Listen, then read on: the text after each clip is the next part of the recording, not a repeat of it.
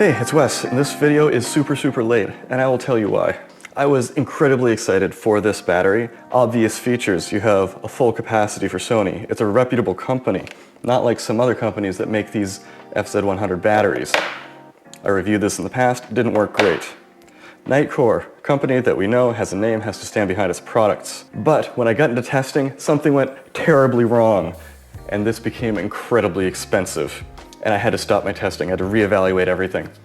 But what happened? Well, because I wanted this to be a very thorough test, I put this battery in my A9, which is generally my main body on a wedding day. I wanted to wear it down fast, charge it back up again. So on a lot of wedding days, I would use this battery, I would charge it up in my bag with a battery bank. Super fantastic, super easy. Just put it back in the bag, it would be fully charged by the time my next battery had worn out. Usually on each camera, I go through probably 3 batteries in a day. Whereas this one greatly reduces the number of batteries that you need if you keep it charging. I don't necessarily recommend charging this battery all day every day because that greatly increases the amount of wear and tear on the battery because you're not letting it lose the heat buildup of discharging, recharging, discharging. You want batteries to cool down as much as possible.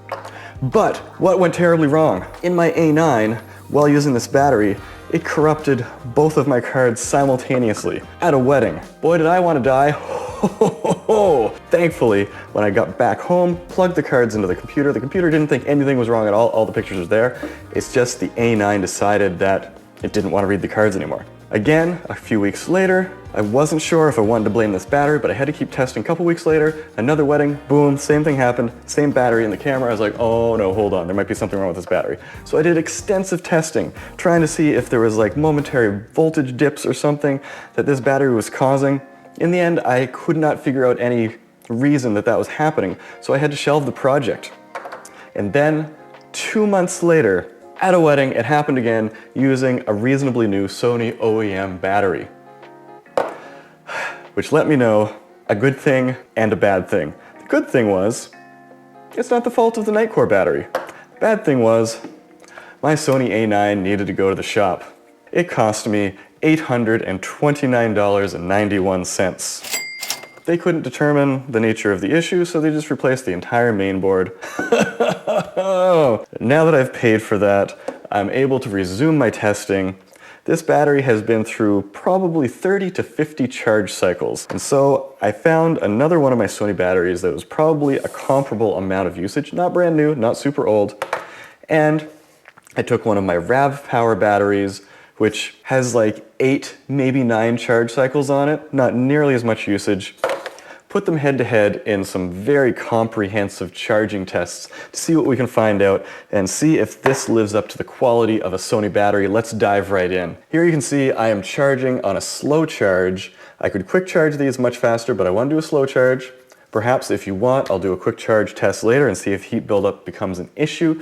Just want this to be fair because not everyone's fast charging their batteries all the time. And this is in the ISDT NP2 Air charger, my favorite charger because I'm a nerd, lets me gather all the analytics through the app, which is lovely. So using those analytics, we can get some extensive data on not just how much current and how much energy is being put into the battery, but the internal resistance of the battery. Why is that important? As you know, there are losses in efficiency when you're charging something. But how do you know what those losses are?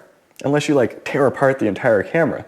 While we're charging, the charger is measuring the internal resistance of the battery, which gives us a great approximation for how much of that charge is being lost to heat. If we do some math, and boy did I do some math, and run some calculations here, we take the internal resistance and we factor that in for each time cycle of the charge, adjust for the effective power being put into the battery. So it will come down to just the charge voltage. As you can see, the battery is all charged at approximately the same rate, and if we look at this chart here, we see the adjusted. The green line is how much power went in, and the blue line is accounting for the internal impedance of the battery, how much charge actually was likely put into the battery. And if we compare the Nitecore to the Sony to the RAV power, we'll see exactly how much power each battery accepted. 3. So the Sony's still containing more charge, but only slightly. The Nitecore still retains the ability, though, to be easily charged in the field,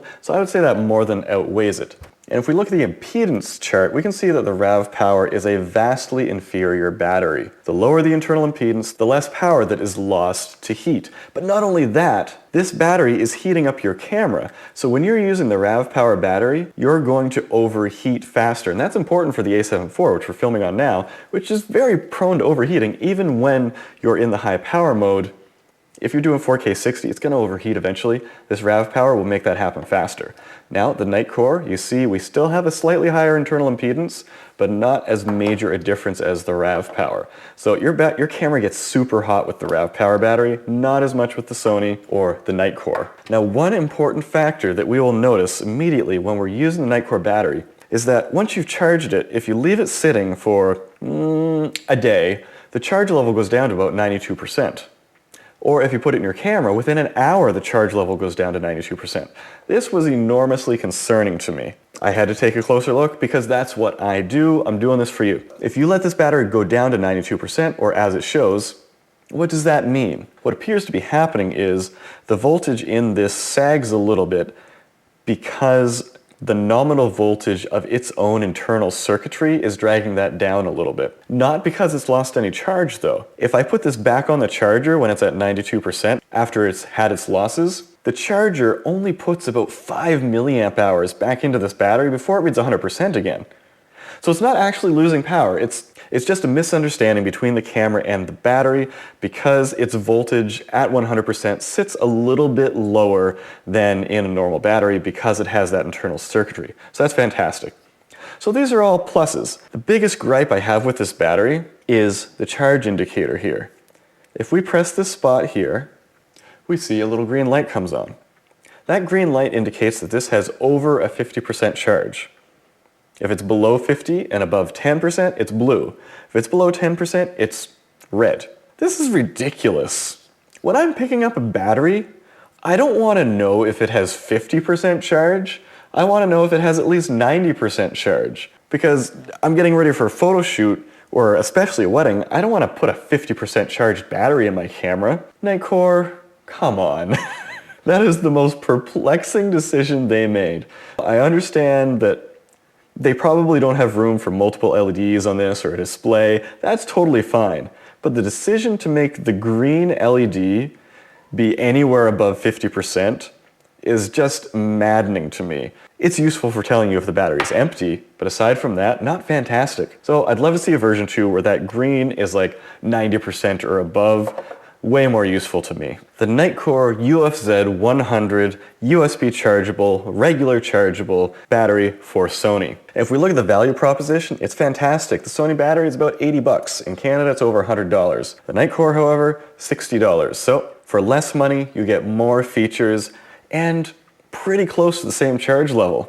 If I were, starting over and I didn't already have 1, 2, 3, 4, 5, I don't know, a ton of FZ100 batteries, I would probably be relying pretty heavily on these. They're fantastic value, super versatile, great bang for your buck. Any questions about that? Let me know down in the comments below. Go take some photos.